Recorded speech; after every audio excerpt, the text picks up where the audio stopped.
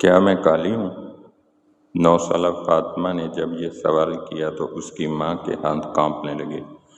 وہ اس کے بالوں میں تیل لگا رہی تھی، لیکن جیسے ہی سوال سنا ہاتھ رک گیا۔ اس نے لرزتی آواز میں پوچھا، یہ کس نے کہا؟ فاطمہ کی آنکھوں میں آنسو تھے۔ مدرسے کی لڑکیاں کہتی ہیں تمہارا رنگ کالا ہے، تمہارا نصیب بھی کالا ہوگا۔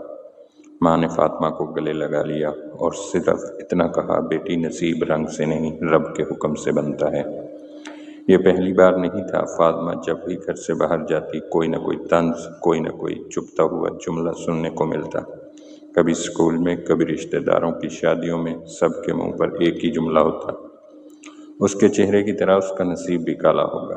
فاطمہ کا رنگ واقعی سانولا تھا، لیکن اس کی آنکھوں میں ایک خاص چمک تھی، علم کی، شعور کی، محبت کی۔ وہ پڑھائی میں لائق تھی، بات چیت میں شائستہ اور طبیعت میں خاموش، لیکن معاشرہ وہ صرف رنگ دیکھتا ہے۔ ایک دن اس کی کلاس میں ایک لڑکی نے کہا، فاطمہ تم دلہن نہیں بن سکتی، کوئی تم سے شادی نہیں کرے گا۔ فاطمہ کا دل ٹوٹا، لیکن اس دن کے بعد اس نے فیصلہ کیا، میں اپنی پہچان اپنی شکل سے نہیں، اپنی صلاحیت سے بناؤں گی۔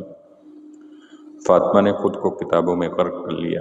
وہ اسکول کے بعد لائبریری جایا کرتی، تاریخ، ادب، سائنس جو ہاتھ آتا پڑھ لیتی۔ ماں اکثر کہتی، بیٹی اتنا کیوں پڑھتی ہو، آرام بھی کر لیا کرو۔ فاطمہ مسکرا کر کہتی، امی میں چاہتی ہوں کہ لوگ ایک دن کہیں اس کے چہرے کی طرح اس کا دماغ بھی روشن ہے۔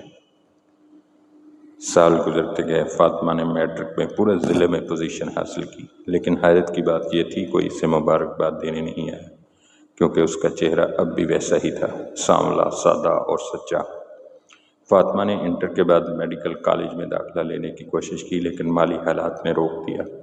والد کا سایہ بچپن میں اٹھ چکا تھا، ماں سلائی کا کام کرتی تھی۔ اس نے اسکالرشپ سے تعلیم جاری رکھی اور ساتھ ہی ٹیوشن پڑھانا شروع کر دی۔ اب وہ صرف فاطمہ نہیں تھی، بلکہ استانی فاطمہ کے نام سے جانی جاتی تھی، لیکن لوگوں کی زبان اب بھی زہریلی تھی۔ ایک بار محلے کی ایک عورت نے کہا، یہ جو اتنا پڑھ لکھ گئی ہو کچھ فائدہ نہیں، چہرہ دیکھو کوئی رشتہ بھی نہیں آئے گا۔ فاطمہ نے سنا، چپ رہی، مگر اندر ہی اندر ایک طوفان بپھر گیا۔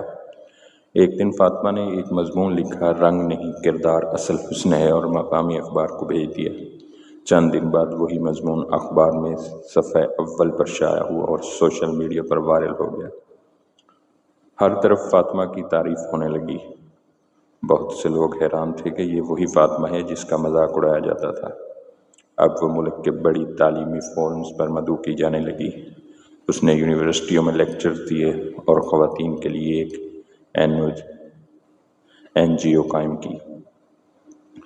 ایک دن ایک معروف ادارے کے ڈاکٹر حسن علی اس کے لیکچر میں شریک تھے۔ لیکچر کے بعد انہوں نے کہا، فاطمہ آپ نے صرف رنگ نہیں بدلا، سوچ بدل دی۔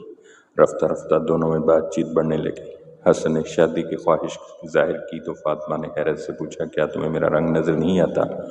حسن نے جواب دیا، میں تمہاری روشنی نظر آتی ہے، تمہارا رنگ نہیں۔ یہ شادی بہت سادہ تھی، لیکن تاریخ میں ریکارڈ ہوگی۔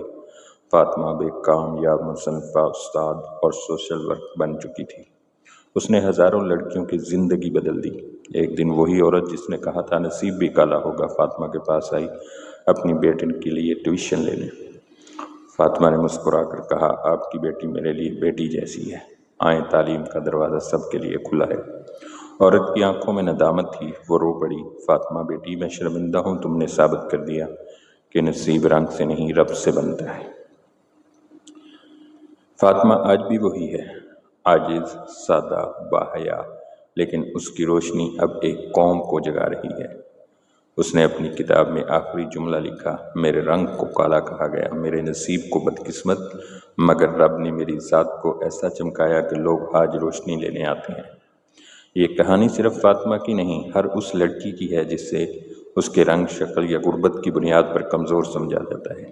لیکن یاد رکھو، رنگ بدلتے ہیں، حالات بدلتے ہیں، مگر جو انسان خود کو نہیں بدلتا وہ عظیم بنتا ہے۔